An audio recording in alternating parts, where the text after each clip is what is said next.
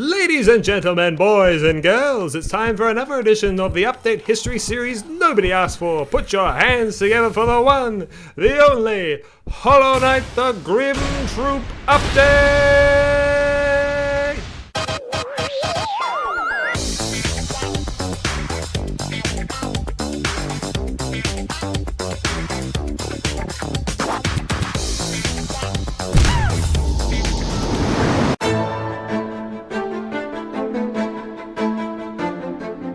Hey, it's me again. So yeah, today I'm going to be covering everything added and changed in the Grimm Troupe update for those curious as to how the game of Hollow Knight has changed over the years. So yeah, I'm Ihasnotomato, yada yada, it's Grimm Troupe time, baby! So the main bulk of this content pack is, of course, the new Grimm Troupe Quest, which, I mean, I could go over the whole thing step by step and explain all the new things and go into extensive detail, but you know what the YouTubers say, I just didn't have time to fit it all in this video, so you know how it is. Oh wait a second, hold on, that's a load of bull hockey and I can make this video as long as I want? Yeah, let's get into it! So before you can even start this quest, first you gotta find your way back to the Howling Cliffs and break through no less than 2 breakable walls where you'll find a sleeping BDSM enthusiast. After dream nailing him, a lantern will light in the previous room, and after smacking that a few times, because, well, what else are you gonna do to a lantern than hit it, of course, you'll hear this eerie jingle.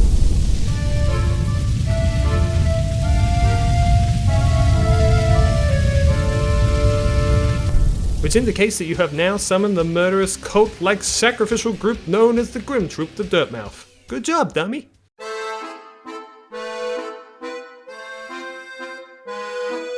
Returning back to Dirtmouth and you will see that the circus has indeed come to town. Now you might be a bit overwhelmed at first on what of these 4 things to interact with first. Well, first up we have these 2 Grimm steeds as they're called, and these guys don't do anything. They won't talk to you, but you can invade their forts if you like, so that's nice. But apart from that, they really are just set dressing. Just a bunch of cats taped together to look like a horse. The tent on the left contains the worm-like minx known as Divine. She kinda has her own quest that is separate to the main one, so we'll get back to her later. And finally, we enter the big top where you can meet Brumm.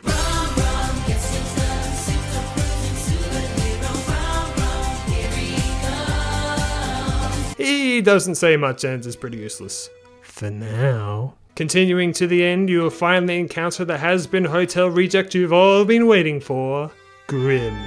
Grimm yaps you about rituals and stages and whatnot and gives you a brand new charm known as Grimmchild. He then sends you on your merry way to find some flames or whatever.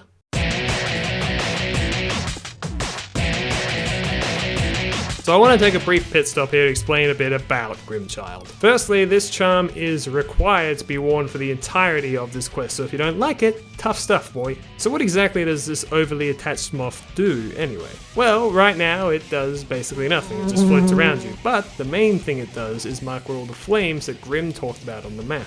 If you go to those locations you can acquire these flames, but only if you have it equipped, so I hope you don't need those 2 charm notches for a while, because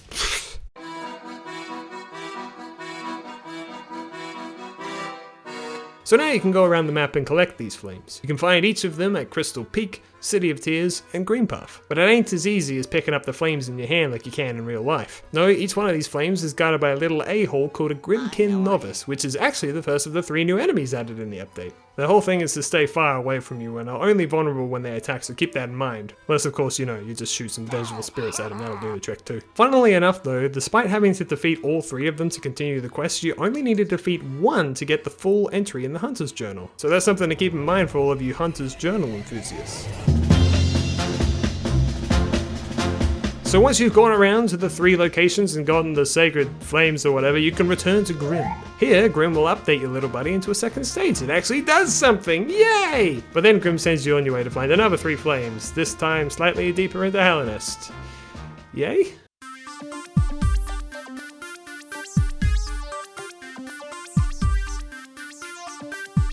So this second verse is kind of the same as the first, as you're once again collecting 3 flames, this time from the King's Pass, the Resting Grounds, and Kingdom's Edge. The 2 notable differences now, however, is that your little guy now shoots things that actually do damage. Not good damage, but hey, it's doing it. And now you gotta fight the second new enemy, the Grimmkin Master. These guys are a bit tougher than the Novice, as is self-evident, but they also have more moves to consider. So yeah, wait for them to attack, find an opening, and whammo. Once you've gotten all 3 flames, again, you gotta return to Grimm again. When you return to Grimm, however, this time he eats your little boy and suddenly transforms into an impromptu boss battle. That's right, our first new boss is Troupe Master Grimm himself, and he can be a bit of a doozy if you're not expecting it. He has a large variety of moves that might take a fair few attempts to learn, but you'll be able to get him eventually. And hopefully you sat at the bench in Dirtmouth because, yeah, don't want to be caught with your pants down on that surprise. It's a pretty fun fight, honestly. It's very specky with a very dope-ass song and a nice unexpected break from the main quest. And after you defeat him, he actually gives your lad back. This time he's buffed up to level 3. Nice. And he even gives you an extra charm notch to help carry the burden of this growing boy. And as you leave, you may notice that suddenly our beloved antisocial accordion man is missing. Frig. So as fun as that fight was, unfortunately we are back to exploring Hallownest again for the 3 flames for the 3rd time, and yeah, it can be a little tedious at this point. I wondered if this content would be better done during a playthrough rather than the end, but I don't know, Grimm and the Grimmkin feel very late game to me, so I personally don't do it. Plus, I have no idea how I'd route in the locations during a casual playthrough. Well, anyway, now our little guy does a tiny bit more damage and you've got 3 more flames to find, but what ho? There must be some mistake. Now there are 4 flames on the map. Come on, game designers, get it together. Well, if you actually go to the flame in deepness, you will find our good man Brumm holding one of the 3 flames. It's here that he explains to you that he's actually not as keen on the whole sacrificial ritual thing as he once thought he was, and he actually offers you an alternate ending to this quest by meeting him again back at the BDSM bug in the Howling Cliffs. I'm going to get back to this later, but for now, let's continue to follow the quest as instructed by Grimm. Brumm still gives you a free flame here, regardless of if you help him or not, so I always recommend visiting him no matter what ending you're going for. After that, however, you only need 2 flames from the remaining 3 locations, which are the Fungal Wastes, the Hive, and the area between the Ancient Basin and the Royal Waterways. Fun fact, by the way, the actual area that you fight these guys in will always be free of enemies, so you don't have to worry about big old bees in the Hive. Anyway, here you will fight the Grimmkin Nightmares, and honestly, they are nothing to sneeze at. They hit hard and fast, so be on your toes and don't underestimate them. And if you're struggling, just remember you only need to defeat 2, although, you might want to quit now then, as it's only gonna get more spooky. Gulp.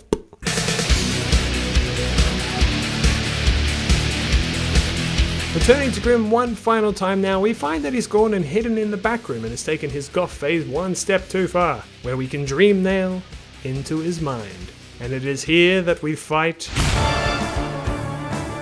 This boss is friggin' stacked, dude. First of all of his attacks are like 200% faster, and he now deals 2 masks of health instead of 1.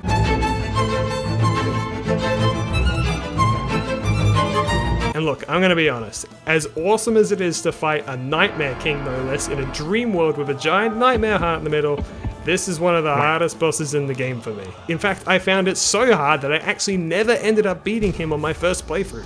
I just gave up. These days, luckily, I'm a little more persistent with these kind of things. Plus, I needed the footage. But goddamn, man! I know he's not the hardest boss in the game now, but I will never forget the trouble I had with him back then. My only advice really is just to learn his attacks and how to deal with all of them. Maybe even learn how to dodge them all before even trying to damage him. I don't know. Anyway, if you do indeed manage to finally defeat him once and for all, the heart friggin' explodes and you are left all alone with a now fully upgraded Grimmchild. That's right, Grimm left you with his child and doesn't even pay child support. What a louse. Divine will still be here though if you finish the quest this way and haven't finished her quest yet. But now that we've gone through all of that, we finally have the fully upgraded Grimmchild. So what does it do now? Well, get this right, it now does slightly more damage than before. That's it. And in case you were wondering if the damage is even remotely worth it, it's not. This charm is often considered the worst charm in the game just for how unuseful it is. It seriously sucks. Really, you only want to go for this ending for the opportunity to fight Nightmare King Grimm and get the achievement. But if you're not interested in that and you'd rather get something that's actually good, well...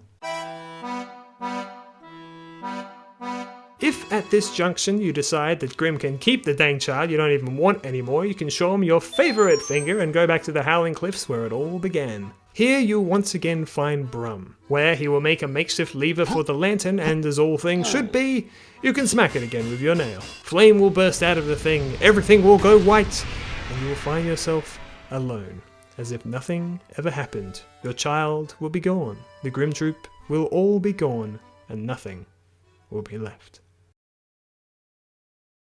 Except, returning to town, you will meet a familiar new fellow named Nim. He doesn't claim to know who you are or anything that just happened, but he's a happy little chappy and gives you a charm to replace your Grimmchild, the Carefree Melody. The Carefree Melody, unlike Grimmchild, is, actually good. Basically, it gives you a chance to block damage completely. With each hit you take, the chance to block goes up by 10%, until it activates where it will reset. This is honestly a great charm and pretty underrated. I imagine it could be super useful against some of the much harder bosses in the game, and it's a great reward for doing this ending of the questline. Now, as rewarding as this questline is, it's important to note, and I will go over this in more detail later, that if you haven't completed Divine's questline, you will lock yourself out of it entirely. So make sure you do all that before you finish the quest like this. But with that is everything new in the Grimm Troupe quest. But believe it or not, this update brought more than just edgy character designs to the table.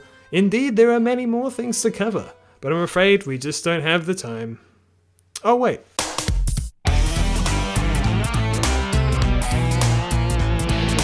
Now, believe it or not, there are actually other things that were added to this update other than the Grimm Troupe stuff. So we should.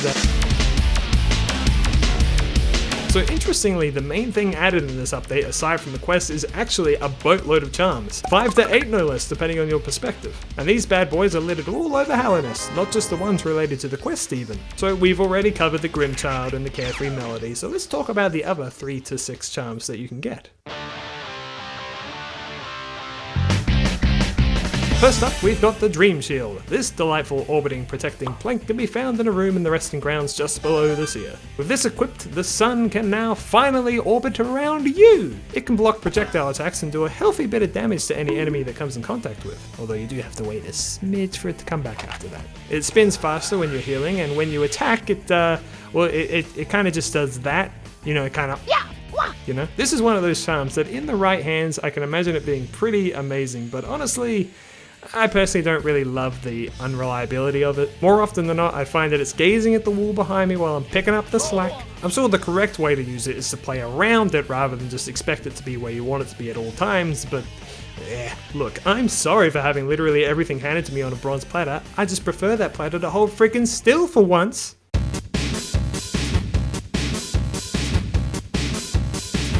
Sprintmaster is one of those instances where I was honestly kind of shocked to hear it wasn't in the vanilla game. You buy it from Stye, it goes all the way up to the top row here, and all it does is make you stride 20% faster. That's it. That's all there is to it, folks. Though, I wonder if this is another example of an item that was perhaps thought about being added originally but couldn't be implemented on time or something? I don't know. But what I do know is that we finally have a papyrus for our sands.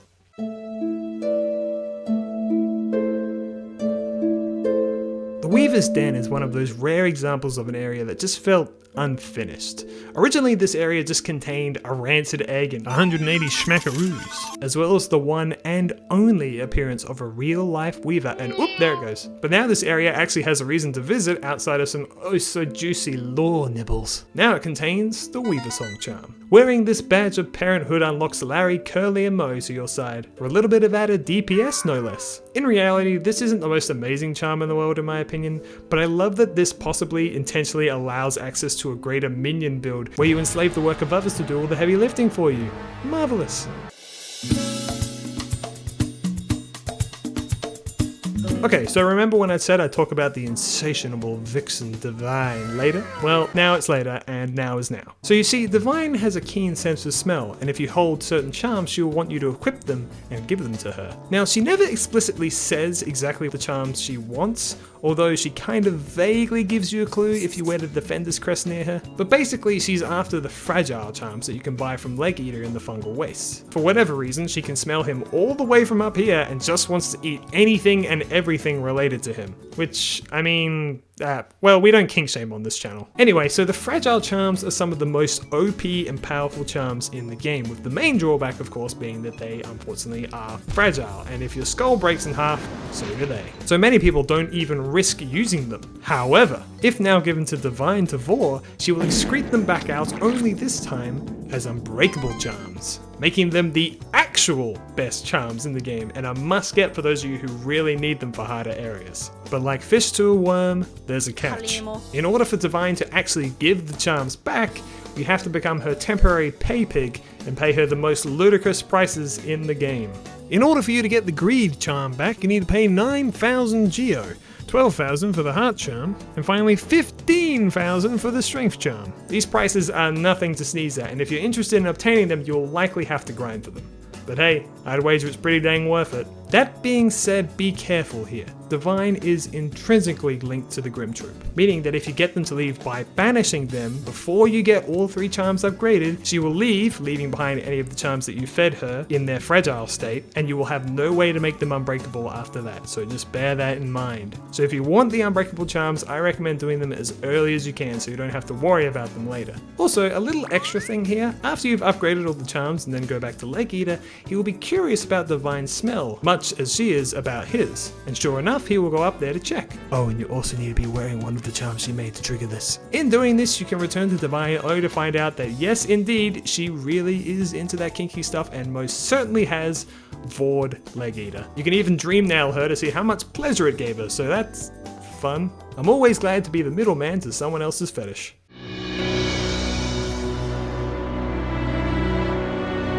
Hey, can I ask you something? Was the White Palace just too easy for you? Were you asleep the whole time? Out here begging for the location of a harder platforming puzzle? Hey, don't worry. Team Cherry's got you covered. For if you decide to break this particular wall right here in the White Palace, you will enter into the Path of Pain, a new alternate path with an even more challenging gauntlet to cross. I do legitimately guess this is for players who thought the White Palace wasn't hard enough, but to be honest, I bet those same players probably think the same of this, so I don't know, man. Anyway, if you're wondering what you get for crossing this nightmare path other than coming face to face with 2 King's molds, you actually get a sweet little lore moment depicting the King and the Hollow Knight sharing a moment. You also get a neat stamp in your scrapbook to remember your time at Magic Mountain, so that's pretty neat. But yeah, this is really just something for people who want a bit more of an extra challenge to do. If this doesn't sound worth it to you, then don't do it, because it's really not worth it, and it's only really here as a bit of an extra thing for those who seek it. That's right, main menu fans, your prayers have been answered, and there is indeed a new theme for the main menu. There is no reason to fear any longer. So I was thinking that I would add a general changes section to all of these videos to talk about any interesting tweaks added here and there, but honestly this update is almost entirely new content. I mean sure, there's the odd bug fix here and added language there, but for the most part this pack is packing that juicy new content wrapped up in a crunchy new quest. And that's all folks for our show tonight. Thank you ladies and gentlemen for joining me on this wacky ride. Next time however we're gonna cool things down a bit with blood. Lifeblood that is. It's the Lifeblood update. That's next. Yeah. Okay, I love you, bye.